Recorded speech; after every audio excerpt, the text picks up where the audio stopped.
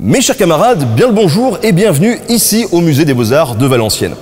Art et histoire sont souvent étroitement liés et c'est pourquoi le British Museum s'est allié avec Valenciennes pour nous présenter une exposition sur l'histoire de l'homme en sans objet, en toute modestie bien évidemment.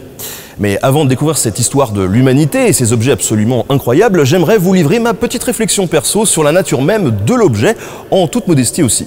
Depuis le début de notre histoire, l'homme sait manier l'outil, l'observer, le fabriquer, l'échanger, le détourner même pour faire jaillir et s'exprimer l'art. Étudier les objets que l'homme a créés depuis la nuit des temps, c'est sans aucun doute porter un regard attentif sur son évolution, sur son histoire, sur la manière dont il a appréhendé son environnement et s'y est adapté. Quand le savoir-faire de l'homme devient une trace du passé, on comprend alors l'importance de l'archéologie et des questions qui animent tout scientifique qui tient dans ses mains un objet fabriqué bien avant sa naissance. À quoi sert-il? Par qui a-t-il été conçu et pourquoi? Avec quels matériaux et quelles techniques? Où a-t-il été découvert et que savons-nous du contexte dans lequel il a été créé et découvert? L'objet de tous les jours, celui qui nous côtoie, est un témoin silencieux de la vie et de l'intimité de l'homme. L'outil l'accompagne chaque jour, lui permet d'effectuer des tâches plus complexes quand le bijou, lui, revêt souvent une fonction sociale ou symbolique. Il n'est pas forcément nécessaire à la survie physique de l'homme, mais à sa reconnaissance autant par les autres hommes que par une quelconque divinité qui pourrait l'accueillir le moment venu. L'objet reste, tandis que l'homme meurt et disparaît. L'objet n'est pas doué de parole, mais s'il pouvait le faire, avec des lèvres et une langue, il nous raconterait cette histoire de l'homme. C'est ce que font les archéologues, c'est ce que fait le Musée des Beaux-Arts de Valenciennes. Offrir la parole à ces objets qui témoignent d'une vie passée et d'une constance chez l'homme à vouloir progresser, s'exprimer, célébrer.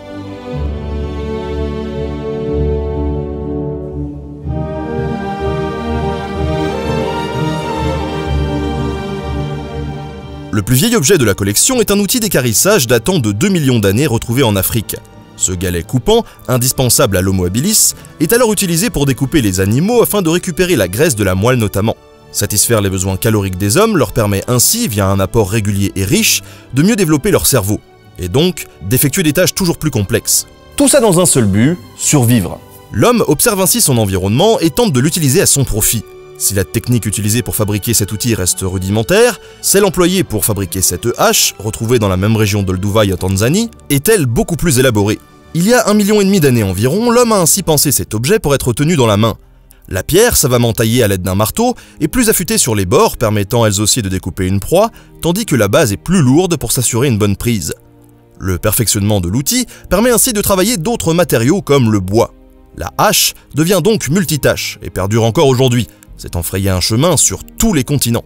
Mais plus qu'un intérêt pratique, on peut voir dans la réalisation de cet objet une étape dans le cheminement de la pensée de l'homme. Il a dû analyser et interpréter son environnement, il s'est nourri de ses expériences passées pour parvenir à produire cette symétrie parfaite. Ce n'est alors peut-être pas un hasard si l'homme utilise la même zone de son cerveau pour communiquer et fabriquer cet objet.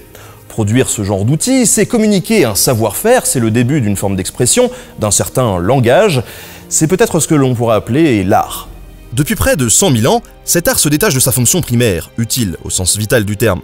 Cette peinture, retrouvée en France et datant de 14 000 ans, représente ainsi un bison, nourriture appréciée des chasseurs et de leurs lances.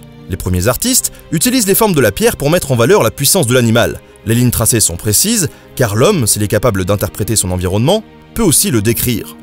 De nombreuses peintures seront ainsi retrouvées par l'homme moderne, témoin d'un passé qu'il ne pourrait aujourd'hui plus affronter, faisant face au mammouth à l'aide de ses armes et de sa seule ruse pour toujours survivre.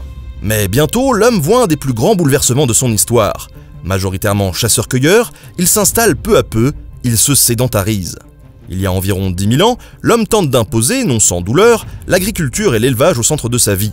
Après l'appréhension de son environnement, place à son exploitation et à sa structuration.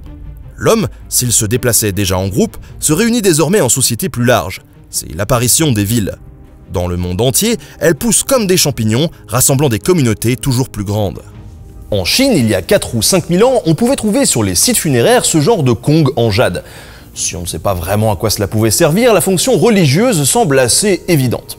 En revanche, cet objet nous renseigne sur la société chinoise de l'époque. Car s'il est aussi soigné, eh bien c'est que cette société avait les moyens d'entretenir des artisans et donc de se développer dans bien d'autres domaines. Cet essor des villes s'accompagne forcément par la création d'administrations. Car en effet, pour vivre en société, il faut des règles, tacites au départ, dictées par la suite, puis gravées dans la roche ou l'argile quand l'homme parvient à inventer un nouveau moyen de communication, l'écriture. Elle permet notamment de structurer ces sociétés, et tout est prétexte à l'écriture afin d'établir ce qui doit se faire. Sur cette tablette vieille de 5000 ans, retrouvée au sud de l'Irak, on peut ainsi lire plusieurs inscriptions qui nous renseignent sur les rations de bière que devaient recevoir les ouvriers. Oui, vous avez bien entendu, une des plus vieilles traces écrites du monde parle de bière, un des piliers de notre société moderne. Retrouvons notre sérieux quelques minutes. Un des véritables piliers de nos sociétés occidentales a sans doute été la religion chrétienne. Mais cela signifie-t-il que les mythes et histoires qui composent cette religion lui sont exclusifs ? Si pendant longtemps l'homme occidental pensait que oui, ces certitudes ont été ébranlées quand au 19e siècle fut traduite une tablette de la bibliothèque royale d'Assurbanipal, toujours en Irak.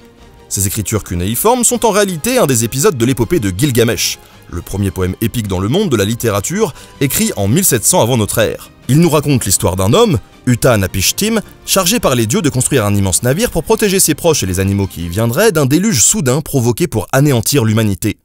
Un homme qui construit un bateau pour échapper à une inondation avec tout un tas d'animaux, ça doit vouloir vous dire quelque chose.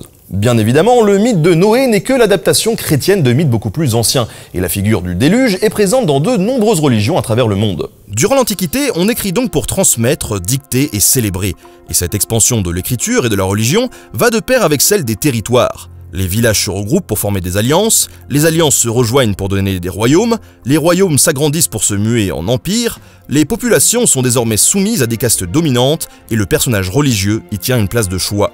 Nesperanub, un prêtre égyptien mort en 800 avant notre ère, reçoit ainsi tous les honneurs liés à sa fonction lors du passage vers l'au-delà. On retire tous ses organes internes à l'exception de son cœur, puis on l'embaume avec une résine. Son corps est décoré de pierres précieuses et d'amulettes, puis placé dans un sarcophage peint et orné de textes indiquant qu'il servait son dieu à Karnak. Les embaumeurs sacralisent le corps du défunt et y apportent tant de soins qu'il nous parvient près de 3000 ans plus tard, prêt à être étudié. Une étude qui aujourd'hui encore permet d'en apprendre un peu plus sur les rites et cérémonies religieuses des temps anciens. Au-delà du corps, c'est aussi tout un tas d'objets qui sont entreposés dans cette tombe et qui nous sont transmis. Des objets qui sont témoins de la richesse de l'époque et du développement de l'art. Partout dans le monde, l'heure est à l'échange. On troque, on vend, on achète. L'Empire romain, lui, s'étend désormais sur une grosse partie de l'Europe et de l'Afrique du Nord. On y fait circuler des épices, du vin, de l'huile d'olive ou encore du poivre venant d'Asie. Cette poivrière à l'effigie d'une jeune femme romaine est dotée d'un mécanisme qui lui permet de contrôler le débit du poivre. Elle a été retrouvée en Angleterre, alors sous le contrôle de l'Empire romain depuis l'an 43. Ces échanges croissants permettent une propagation des idées et des dogmes hors normes. Si certaines régions du monde y résistent, les monothéismes comme le christianisme, le judaïsme ou l'islam s'installent peu à peu en Occident et dans le monde arabe. L'arrivée de ces nouvelles religions met à bas les anciennes idoles et envoie de nombreux dieux aux oubliettes. Ce bronze, qui représente une main droite, symbole de chance dans le Yémen pré-islamique, a été retrouvé dans le temple de Talab Riyam au Yémen. Il est dédié au dieu du même nom qui protégeait la ville avant l'installation de l'islam comme religion dominante sur le territoire. Les anciennes tribus arabes, désormais unies, partagent la même langue, le même dieu, et font partie du même empire qui s'étendra du Moyen-Orient à l'Asie au cours du 8e siècle. Le califat abbasside, au sommet de sa puissance, négocie des biens avec toute l'Europe, tout comme la Chine et la dynastie des Tang. La route de la soie tourne à plein régime, quand la conquête n'est pas militaire, elle doit être économique. Liu Tingxun, un général et conseiller impérial, meurt en 728 à l'âge de 72 ans. Son tombeau est alors garni de statues funéraires de toute beauté, 12 au total, qui représentent ses futurs serviteurs dans l'autre monde. Ces céramiques s'exposent aux yeux des morts et des vivants en restant les témoins de cette époque faste de la Chine, lorsqu'elle était la nation avec l'administration la plus avancée du monde.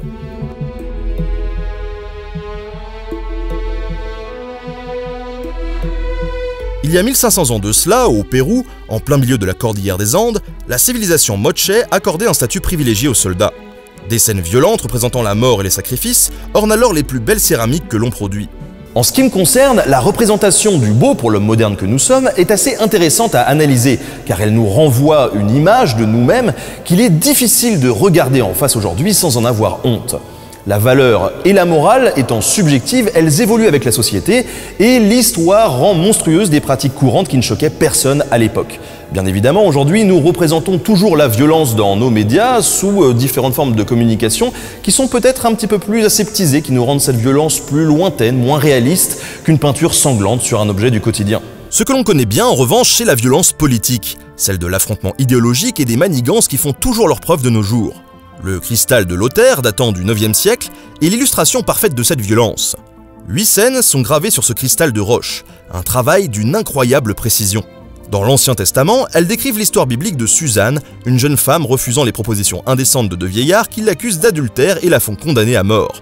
Seule l'intervention du prophète Daniel lui sauve la vie. Un mythe qui fait étrangement écho, pour certains historiens, à la situation de Lothaire II, arrière-petit-fils de Charlemagne.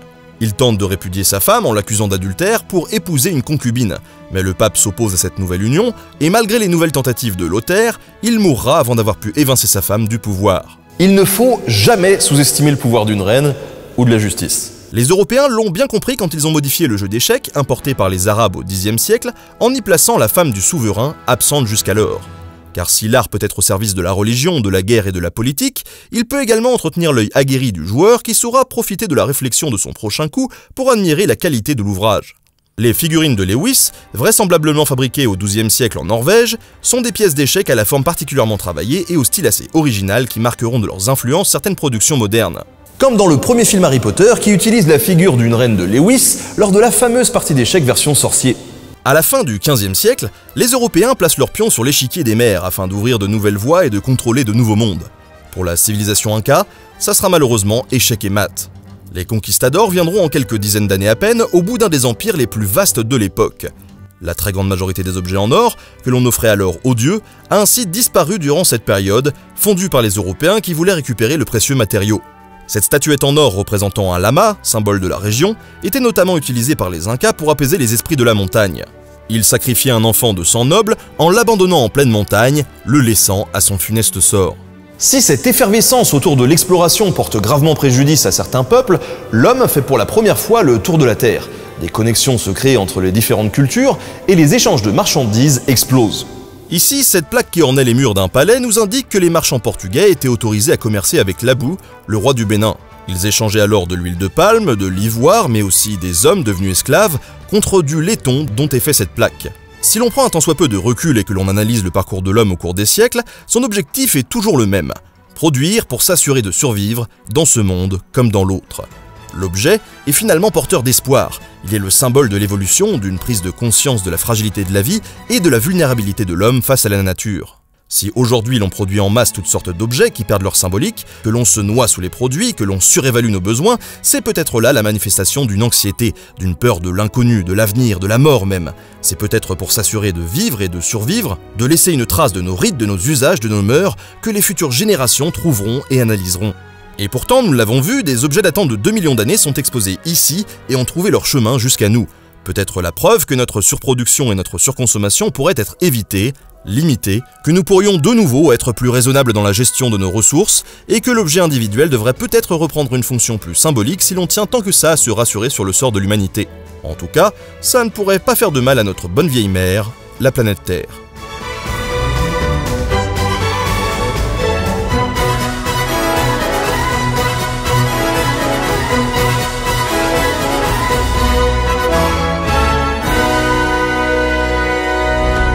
Merci à tous d'avoir suivi cet épisode, j'espère qu'il vous a plu. Si c'est le cas, eh bien n'hésitez pas à lâcher un petit pouce vers le haut, comme d'habitude, ça aide vraiment l'émission, à commenter pour me dire ce que vous avez pensé de cet épisode, à partager, à vous abonner, à activer la petite cloche pour ne pas louper les prochaines vidéos.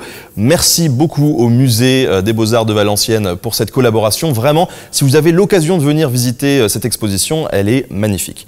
On se retrouve une prochaine fois pour une nouvelle vidéo d'histoire. Salut!